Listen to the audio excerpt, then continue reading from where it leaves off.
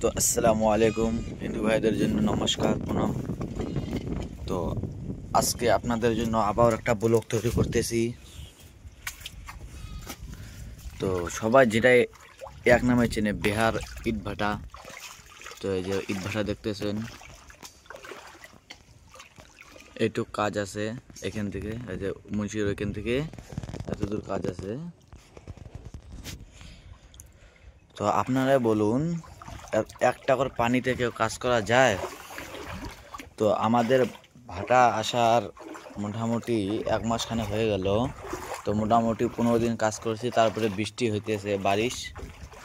তো 15 দিন ধরে বসে আছি। তো দেখো, মনে করো কামে করছি 2 টাকা, খাইছি 5 লাখ টাকা।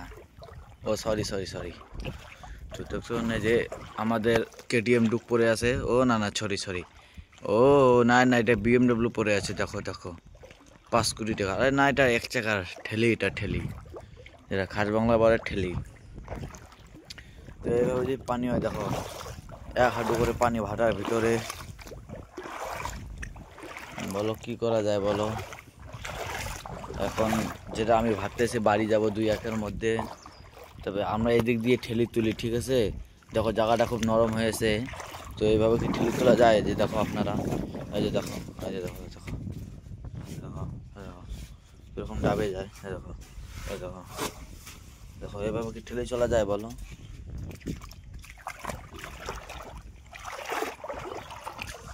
তো তার জন্য আমি আজকে এখান থেকে রওনা দেব ভোরে 2টার দিকে। তো মোটামুটি আমি কালকে মোটামুটি তোমাদের 4টার মধ্যে আমি চৌধুরীহাটে আসতেছি। তো সবাই একটু আসবেন, আমাকে একটু সাপোর্ট করবেন, লাইক করবেন, সাবস্ক্রাইব করে দেবেন, একটু চ্যানেলটা শেয়ার করে দেবেন।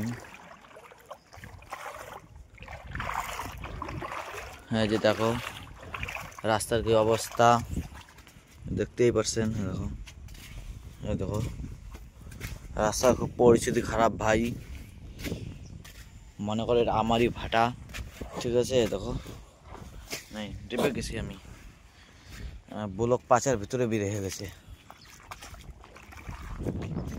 এলে সব যা ইট দেখতেছে সব এলো আমাদের।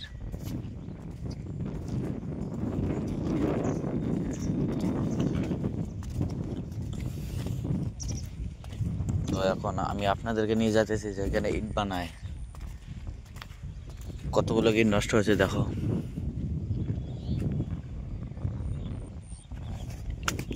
তো এটাকে বলে পসার।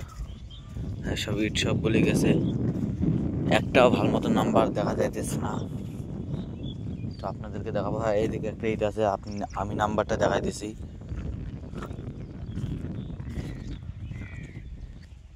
তো এই যে নাম আছে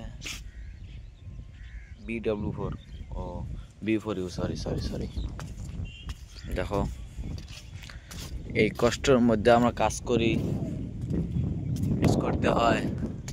দেখো এভাবে হাঁটায় থাকা যায় বলো? আপনারাই বলেন। সবাই দেখুন। তো আমি এই ভিডিওটা ছাড়তে